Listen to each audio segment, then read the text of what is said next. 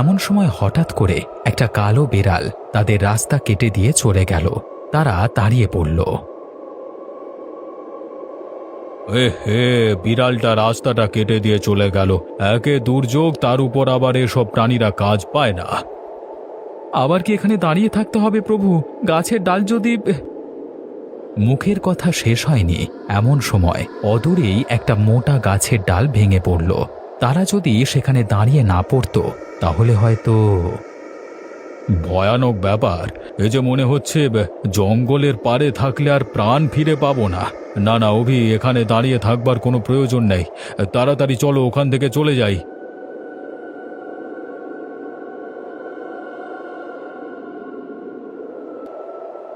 কিছুটা হেঁটে গেছে, আবার তাদের সামনে একটা কালো বেড়াল। এবার অভির ভয় করতে শুরু করলো। সাধু বাবা, এ কি হতে শুরু করেছে? একের পর একটা কালো বিড়াল কোত্থেকে আসছে? সেটা তো আমিও বুঝতে পারছি না। ব্যাপারটা কেমন হচ্ছে অভি? আমাদের মনে হচ্ছে...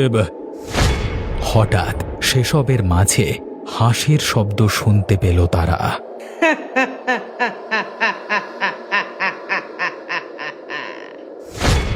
প্রভু, প্রভু, মহিলার হাসির শব্দ শুনতে পাচ্ছেন না? পাচ্ছি, কিন্তু কি ব্যাপার বলতো? এখানে হঠাৎ করে হাসছে কে? প্রভু, ভূতের ব্যাপার নয় তো?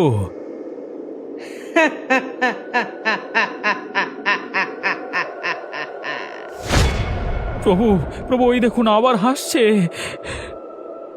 অভি, সাবধান হয়ে যাও। এক বিন্দু ভয় পাবে না।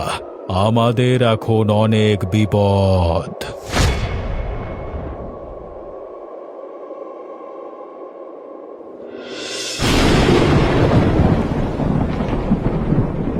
ওগো, এই ঝড় মাথায় নিয়ে আজকে না বের হলেই নয়। দিলে তো আমার পিছু ডেকে। তোমাকে না এই জন্য ভীষণ রাগ ধরে আমার। কোন একটা কাজ করতে যাবো অমনি পেছু ডেকে দেবে, ভাল লাগে না। আমি কি তোমাকে খারাপ কোনো কথা বললাম নাকি? আমি তো বললাম এখন যদি না যাও তাহলে ভালো হয়। দেখতেই তো পাচ্ছো চারিদিকে এমন অবস্থা। আবার শুনছি নাকি গ্রামে ভূতের... ওসব তুমি বিশ্বাস করলে করো, আমার এসব বিশ্বাস হয় না। আর ফের যদি আমাকে ওই ভূতের কথা শোনাবে তাহলে তোমাকে আমি দেখে নেবো বলে দিলাম। এখন গিয়ে তোমার কাজটা কি শুনি? আরে কলা বাগানটা একবার দেখে আসবো না? আজকে সকালেই দেখে এসেছি, অনেকগুলো মোচা ধরেছি। এই ঝড়ের সময় চোরের অভাব তো আর হয় না। দেখবে কালকে ঘুম থেকে উঠবার আগে সব হাওয়া করে দিয়েছে, গাছ কেটে ভেঙে ফেলে দিচ্ছে, আর সব দোষ এখন ঝড়ের উপরে গিয়ে পড়বে। তুমি বোঝো না কেন? তুমি কিন্তু তাড়াতাড়ি ফিরে আসবে বলে দিলাম। আমি কিন্তু একা ঘরে থাকতে পারবো না। এই দাঁড়াও দাঁড়াও, কালো বিড়ালটা রাস্তা কেটে দিয়ে চলে গেল। আবার আবার তুমি আমাকে পেছনে ডাকলে? তোমার স্বভাব তো কোনোদিন যাবে না দেখছি। হাজার বার বললেও তুমি কথা শুনবে না। তুই ঘরের ভেতরে যাও তো, আমি এখন চললাম।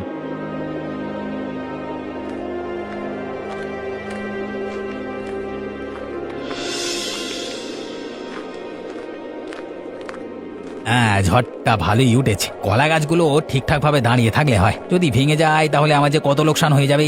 হায় ওপরওয়ালা, তুমি একটু দেখে যাও, দেখে নাও, দেখে নাও।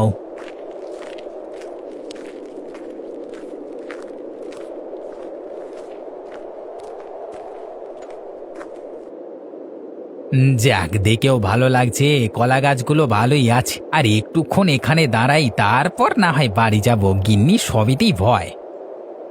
হঠাৎ আনমনে কথা বলতে বলতে অনিল লক্ষ্য করল কলা বাগানের মধ্যে কালো ছায়ামূর্তি ক্রমশ এগিয়ে আসছে সেদিকে। কারো তোমরা তোমরা যদি এখানে আমার কলা গাছের মোচা চুরি করতে আসো তাহলে কিন্তু এখান থেকে চলে যাও বলে দিলাম, না হলে কিন্তু খুব খারাপ হয়ে যাবে। ভয় নেই, আমরা চোর নই। আমরা অনেক দূর থেকে আসছি। কি ব্যাপার, আপনারা কারা? আপনাদেরকে তো ঠিক চিনতে পারলাম না। এই গ্রামে তো আপনাদেরকে নতুন দেখছি। আমরা আসছি অনেক দূর থেকে। অনেকটা পথ হেঁটে আমরা খুব ক্লান্ত, কিন্তু চারিদিকে এমন অবস্থা, এখন কোথায় যে যাব সেই নিয়ে বিপদে পড়েছি। আপনাকে দেখে তো সাধু সন্ন্যাসী বলে মনে হচ্ছে। আর উনি কি আপনার চেলা নাকি? হ্যাঁ, ও আমার সাথেই থাকে। আবার একটা কালো বেড়াল। প্রভু, ও আবার এখানে চলে আসবে না তো? কি ব্যাপার বলুন তো, আজকে রাতে এত কালো বিড়াল বের হচ্ছে কেন? আমি তো কিছুই বুঝতে পারছি না। যাক সেসব কথা, আপনারা এই ঝড়ের রাতে কোথায় যাবেন? আমার সাথে চলুন, আমাদের বাড়িতে একটা ঘর খালি থাকে, সেখানে থাকবেন। চলুন চলুন। তুমি আমাকে বাঁচালে বাবা, তুমি আমাকে বাঁচালে। তবে একটা কথা বলি, বারবার এই কালো বিড়াল দেখা ভালো কথা নয়। আমাকে হয়তো বেশ কয়েকদিন এখানে থাকতে হতে পারে। ও নিয়ে আপনার কোনো অসুবিধা হবে না। আপনি যতদিন ইচ্ছে যায় ততদিন থাকবেন, কেউ আপনাকে বাধা দেবে না। এখন চলুন, ঝড়ের দাপট ধীরে ধীরে বাড়ছে।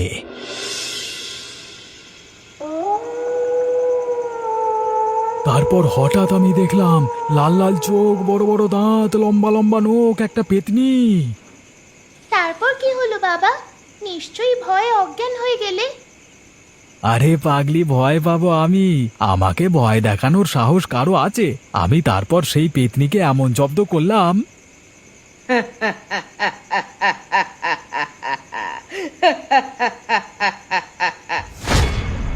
কারোর হাসি শোনা গেল মনে হচ্ছে। তুই কিছু শুনতে পেলি মা?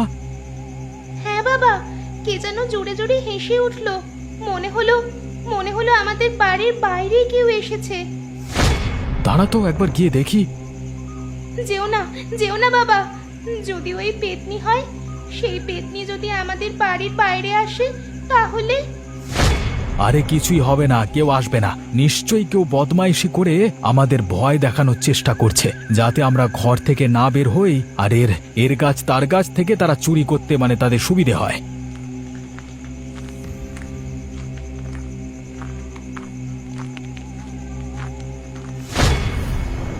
ওরে বাবারে, গেলাম রে। তুমি কে?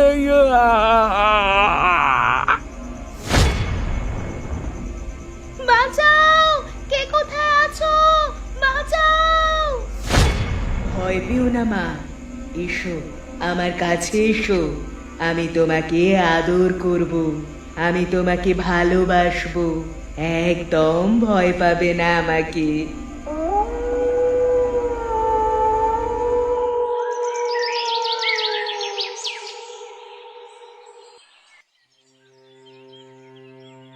দাদা, দাদা গো, ভীষণ বিপদে পড়ে গেছি দাদা। কালকে রাতে কি হয়েছে জানো? কিরে সোমনাথ, তুই এরকম উদ্ভ্রান্ত হয়ে আছিস কেন? ভূত দেখার মতো ভয় পেয়ে গেছিস মনে হচ্ছে। হ্যাঁ দাদা, পেতনি কালকে রাতে আমার ঘরের সামনে এসেছিল, আর একটু হলে আমাকে মেরে ফেলতে যাচ্ছিল। এ তো মহা সমস্যা। ভাই অভি, চারিদিকে এভাবে ভূতের উপদ্রব শুরু হলো কেন, কিছু বলতে পারো? গুরুদেব সমস্ত কিছু বলতে পারবেন। কালকে রাতেও আমরা আসবার সময় কতবার যে কালো বিড়াল দেখেছি। গুরুদেব বলতে তুমি কার কথা বলছো ভাই? সোমনাথ, আমাদের ভাগ্য অনেক ভালো, আমাদের মাঝখানে গুরুদেব এসে পৌঁছেছেন। কালকে রাতেই ওনাদের সাথে আমার দেখা হয়। তাহলে অনিন্দা, কিছু একটা ব্যবস্থা করতে বলো না। আমার না ভীষণ ভয় করছে, বাড়িতে ছোট মেয়েটা আছে। আজকে সকাল থেকে প্রচন্ড জ্বর। কালকে রাতে ওই ঘটনা দেখে প্রচন্ড পরিমাণে ভয় পেয়ে গেছিল। সবই বুঝলাম, কিন্তু গুরুদেব কোথায় গেছেন বলো তো? সকাল থেকে তো উঠে দেখতে পাইনি। উনি ভোরবেলায় উঠে বের হয়েছেন, মনে হয় কালকে রাতের ওই জায়গাটা দেখতে গেছেন।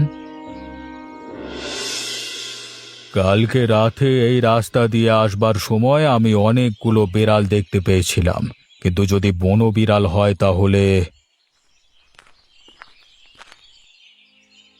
কি খুঁজছেন? কিছু কি হারিয়ে ফেলেছেন?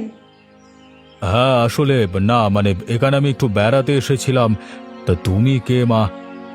তাই বলুন, এখানে তো সচরাচর কেউ আসে না, তাই জিজ্ঞাসা করলাম আর কি। আমি দৃষ্টি, জঙ্গলের মধ্যে কয়েকটা ফুল তুলতে এসেছিলাম। কিন্তু তোমার হাতে তো কোনো ফুল দেখতে পাচ্ছি না। ফুল কি একটাও পাওনি?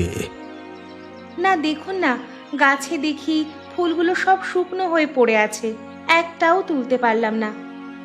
তুমি কোথায় থাকো? কোনখানে তোমার বাড়ি? আমার নির্দিষ্ট কোনো বাড়ি নেই, যেখানে পারি সেখানেই থাকি। ঠিক আছে, আমি তাহলে গেলাম। আপনি দাঁড়ান, কি খুঁজছিলেন খুঁজুন। তবে হ্যাঁ, বেশি রাতের বেলাতে এদিকে আসবেন না, না হলে কিন্তু খুব বিপদ।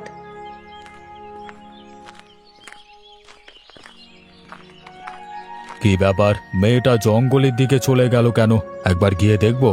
না না, যদি খারাপ কিছু ভাবে, যদি ভাবে পেছু নিয়েছি, তাহলে অনেক অসুবিধে হয়ে যাবে।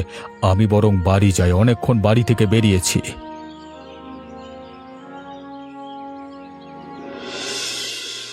সাধু বাবা, আমার বন্ধুর ওই একটা মাত্রই মেয়ে, আমার খুব খারাপ লাগছে। এখন যদি ওই মেয়ের কোনো ক্ষতি করে দেয় তাহলে আমার বন্ধুটা পাগল হয়ে যাবে। নিজের বউকে হারিয়েছে অনেক বছর আগে। আমি অনেক জিনিস ঠিকঠাক বুঝতে পারছি না, তাই জন্যই কাজ শুরু করতে অনেকটা দেরি হচ্ছে আমার। আপনি আজকে জঙ্গলের ওই রাস্তায় গিয়েছিলেন, কিছু পেলেন কি? একটা মেয়ে দেখা পেয়েছিলাম, নাম বলল দৃষ্টি। সে আবার আমাকে সাবধান করে দিয়ে গেল যাতে রাতের বেলাতে ওখানে না যাই। কি বললেন আপনি? দৃষ্টি? কিন্তু সে তো কি হয়েছে আমাকে সব খুলে বলো।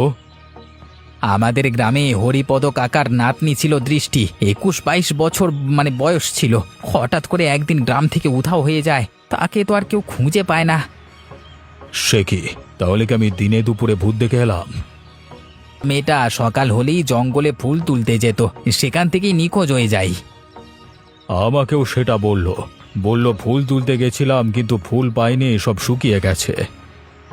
আমাদের জঙ্গলের মধ্যে অনেক ভয়ঙ্কর একটা বাড়ি আছে, ওর কাছাকাছি একটা বড় জবা ফুলের গাছ থাকে। সেই গাছে অনেক ফুল ধরে। হরিপদ কাকা নাকি বলে ওই ফুলের গাছের কাছে ফুল তুলতে যেত, তারপর আর কি খুঁজে পায় না। আজকে রাতে সেই বাড়িতে একবার নিয়ে যেতে পারবে?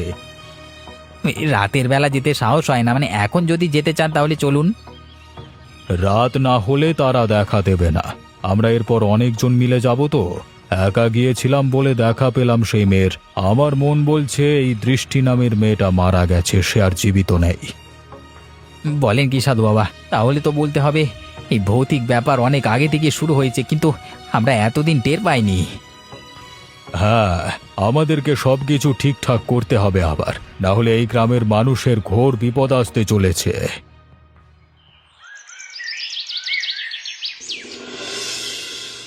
কোথায় কোথায় তুই? আয় আয়, বেরিয়ে আয়, আরো একটি কালো বেড়াল এনেছি, নিয়ে যা। মারে, আর কতদিন তুই এভাবে ঘুরে বেড়াবি? তোর কি একটুও কষ্ট হয় না? আমার কথা ভেবে দেখেছিস মা, তোকে ছেড়ে যে কিভাবে আছি? আমি আমি আর এখানে থাকতে পারছি না দাদু। আমাকে আমাকে জোর করে ধরে রেখেছে ও। ওর ওর ভালোবাসা যেন বিষাক্ত। সারাক্ষণ আমাকে জড়িয়ে রাখে, আগলে রাখে, বন্দি করে রাখে। সকালবেলায় আমি একটু বের হই, যতক্ষণ না আমার জায়গা কেউ পূরণ করছে ততক্ষণ আমার এখান থেকে নিস্তার নেই দাদু। আমি তো প্রত্যেক দিন একটা করে কালো বেড়াল দিচ্ছি, সেটা নিয়েও কি ওর শান্তি হচ্ছে না? তুমি তুমি এখানে এসো না দাদু। আমি তোমাকে বারবার এখানে আসতে বারণ করছি, কিন্তু তুমি আমার কেন কোনো কথা শুনছো না? তোকে না দেখে যে থাকতে পারি না। আর তাছাড়া ও প্রত্যেক দিন আমার ঘরে গিয়ে রাতের বেলায় আমাকে হুমকি দিয়ে আসে, তোকে অনেক কষ্ট দেবে বলে। তাই জন্য আমি থাকতে না পেরে চলে আসি। দাদু, আশা করছি বেশি দিন আমাকে আর এখানে আটকে রাখবে না। আমার আত্মা খুব তাড়াতাড়ি মুক্ত হয়ে যাবে। এ তো খুব আনন্দের খবর। তাহলে বলতে হবে প্রত্যেক রাতে একটা করে কালো বিড়ালের লাশ দেওয়া সার্থক হয়েছে। না দাদু, তুমি বৃদ্ধ হয়েছো, সে খুব ভালো করে জানে। ইতিমধ্যে গ্রামের একজন বাচ্চা মেয়ের ওপর সে ভর করেছে, এবার তাদেরকে শেষ করবে। আমাদের দিন ফুরিয়ে এলো। তুমি চলে যাও দাদু, ও আসছে। তুমি চলে যাও।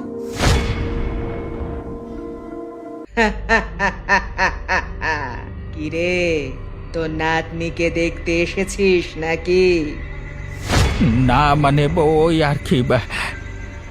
ভয় নেই, আর কয়েকদিন অপেক্ষা কর, তোকেও তোর নাতনির কাছে পাঠিয়ে দেব।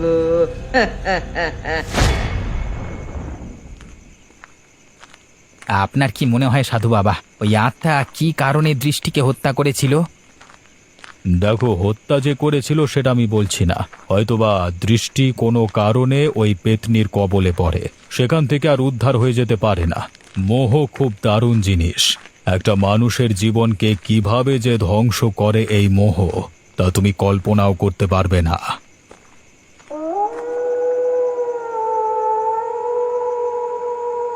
দেখতে পাচ্ছ, আমার সংশয়টা অমূলক নয়। এই কালো বেড়ালের প্রত্যেক রাতের বলি দেওয়া হয়, তাই কালো বেড়ালের আত্মাগুলো আমাদেরকে দেখা দিয়েছিল। সাধু বাবা, এই কাজের সাথে কে যুক্ত থাকতে পারে? আমাদের ভুল হলো, সারাটা দিন আমরা ঘরে ছিলাম।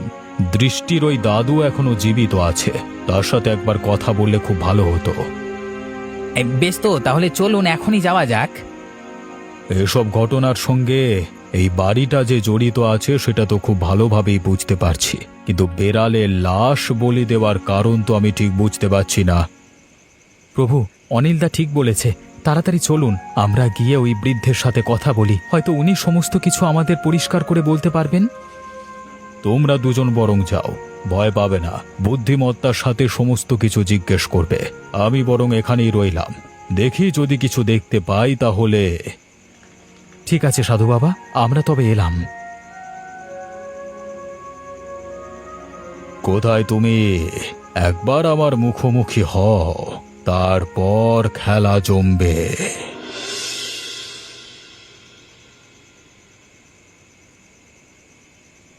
তোকে কি করে সুস্থ করব? কি থেকে যে কি হয়ে গেল কিছুই বুঝতে পারলাম না। ওপরওয়ালা, তুমি আমার মেয়েটাকে সুস্থ করে দাও, আমি সারা জীবন তোমার কাছে কৃতজ্ঞ হয়ে থাকব। হে কিরে মা, কি হলো? কি হয়েছে তোর? খুব শরীর খারাপ লাগছে নাকি? বাবা, আমাকে যেতে হবে, ও আমাকে নিতে আসছে, আমাকে যেতে হবে বাবা। কে নিতে আসছে? কার কথা বলছিস? তুই কোথাও যাবি না, তোর শরীর ভালো নয়, মনে হয় তুই স্বপ্ন দেখেছিস। তুই শুয়ে থাক মা, চুপ করে শুয়ে থাক। না বাবা, আমাকে যেতেই হবে। সোমনাথ, ওকে ছেড়ে দে, না হলে তোর সর্বনাশ করে আমি ছাড়বো। আয় বাচ্চা, আয় আমার সাথে আয়।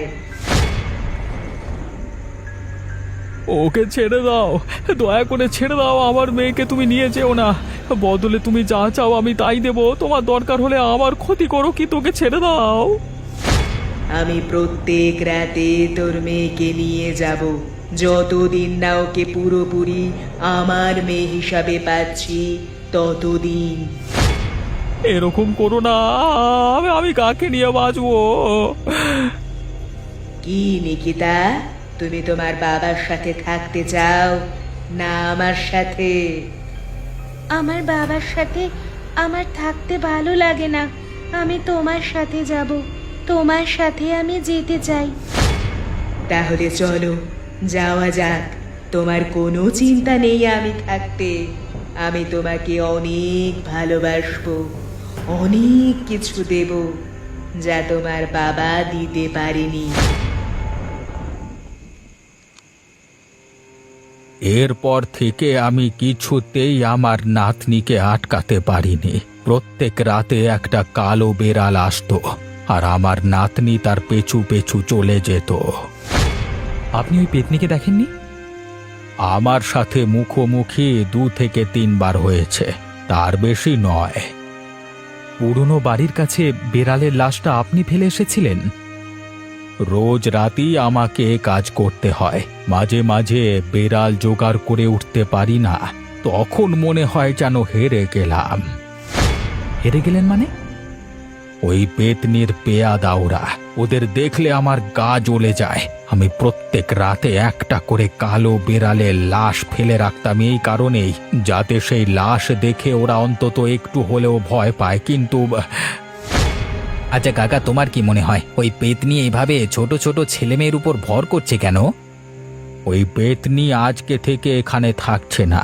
বহু বছর আগে আমরা যখন অনেক ছোট ছিলাম, তখন আমার অল্প অল্প স্মৃতি মনে পড়ে একে বন্দি করবার। আসলে ওই বড় বাড়ির বউ ছিল, সে কোনো ছেলে পুলে হয়নি, তাই জন্য বাড়ির লোকেরা অত্যাচার করে মেরে ফেলেছিল। তারপর থেকেই গ্রামের ছোট ছেলেদের গায়েব করত, বিশেষ করে মেয়েদের। মাঝখানে বন্ধ করেছিল, কারা কি করেছিল আমি জানি না, কিন্তু আমার এটা মনে আছে, আমার বাবা মায়েরা আমাকে সব সময় আগলে রাখত। আপনি এমন কিছু বলতে পারেন যার সাহায্যে আমরা ওই পেতনিকে বন্দি করতে পারবো? আমি সেসব কিছুই জানি না, তবে আমার কাছে একটা খবর আছে। আমার নাতনি আমাকে বলল ওকে নাকি খুব শীঘ্রই মুক্ত করে দেবে। তার মানে এটাই ধরে নিতে হয় গ্রামের অন্য এক ছোট মেয়ের উপর তার নজর পড়েছে। নিশ্চয়ই সোমনাথের মেয়ে। আজকে সকালে সে এসেছিল আমাদের বাড়ি, তুমি বুঝতে পারছো অভি? তাহলে আর আমাদের এখানে বেশিক্ষণ থাকা যাবে না, তাড়াতাড়ি গুরুদেবের কাছে গিয়ে বিষয়টা বলতে হবে। তাড়াতাড়ি চলো। নিকিতা, তোমাকে আমি অনেক ভালো রাখবো। আজ থেকে তুমি আমাকে মা বলে ডাকবে। ঠিক আছে মা, আমি যা চাইবো তুমি আমাকে তাই দেবে তো? সমস্ত কিছু দেব তোমাকে, তুমি শুধু আমার দিকে তাকিয়ে থাকবে। আমার চোখের দিকে তাকাও নিকিতা, দেখো ধীরে ধীরে সব কিছু অন্য রকম হয়ে যাবে। থাম শয়তানি। কে তুই? এখানে কি করছিস? চলে যা এখান থেকে। আমার এলাকায় প্রবেশ করবার তোর সাহস হলো কি করে? বাচ্চা মেয়েদের জীবন নিয়ে তুই কি পাস? খুব আনন্দ পাস? তুই জীবিত থাকতে ওই কারণেই অত্যাচারিত হয়েছিলিস। তোর স্বভাব ভালো নয়, তুই একটা পিশাচ। ভালো মন্দের জ্ঞান তুই আমাকে দিতে আসিস না। আমার জীবন সম্পর্কে তুই কি জানিস? যতটা জানবার ততটা জেনেছি। তোমার কোনো সন্তান ছিল না, তোমাকে তোমার বাড়ির লোকেরা সবসময় অপমান করত, তাই সেই দুঃখে তুমি আত্মহত্যা করে মারা গেছিলে। আর কিছু জানিস না? তাহলে শোন বাকিটা।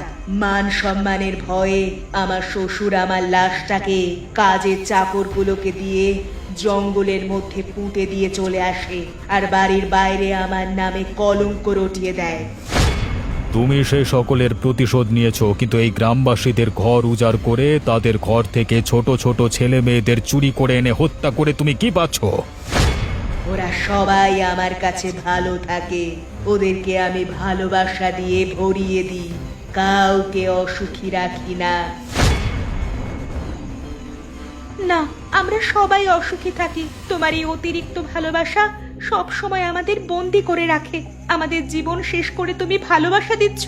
আমরা বেঁচে থাকতে আমাদের ভালোবাসা তুমি দিতে পারতে অন্যভাবে, কিন্তু তোদেরকে মেরে ফেলেছি বলেই সব সময় আমার কাছে রাখতে পেরেছি, না হলে। তুমি ভুল করছো।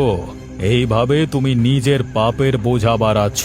এই জীবনে তো তুমি সুখী হওনি, তুমি পর জনমে কোনোদিন সুখী হবে না। ওই বাচ্চা মেয়েটার সরল মুখের দিকে তাকিয়ে দেখো। তুমি ওকে গলা টিপে হত্যা করতে যাচ্ছিলে। তোমার নিজের শরীরের অংশ হলে তুমি কি তা পারতে? না, আমি পারতাম না।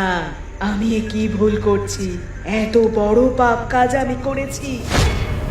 তুমি আমার জীবন শেষ করেছো, কিন্তু আর না। এবার থামো, শান্ত হও। আমি ভুল করেছি আমি সারা জীবনের জন্য মুক্তি চাই। আপনি কিছু একটা ব্যবস্থা করুন।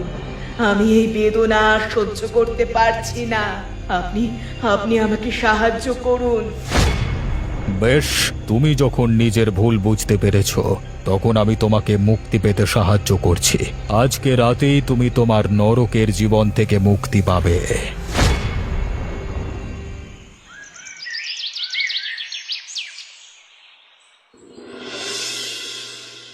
ভাগ্যিস আপনি এসেছিলেন সাধু বাবা, না হলে আমাদের এই বিপদের হাত থেকে কেউ উদ্ধার করতে পারতো না। হয়তো এটাই আমাদের সকলের কপালে লেখা ছিল। এভাবেই হয়তো দেখা হতো আমাদের। আপনি যেভাবে আমাদেরকে সাহায্য করলেন, আমি সারা জীবন আপনার কাছে কৃতজ্ঞ থাকব। তোমরা নিশ্চিন্ত থেকো, তোমাদের আর কেউ কোনো ক্ষতি করতে পারবে না। আমরা তবে এখন চললাম। মাঝে মাঝে আমাদের কথা মনে পড়লে চলে আসবেন সাধু বাবা। আপনার সেবা করতে পারলে নিজেরা ধন্য হব। ভাই হবি, আমাদের কথা যেন ভুলে যেও না। না না, আপনাদের কথা কি ভুলে যাওয়া যায়? বেশ, তবে আমরা এখন চললাম, কেমন?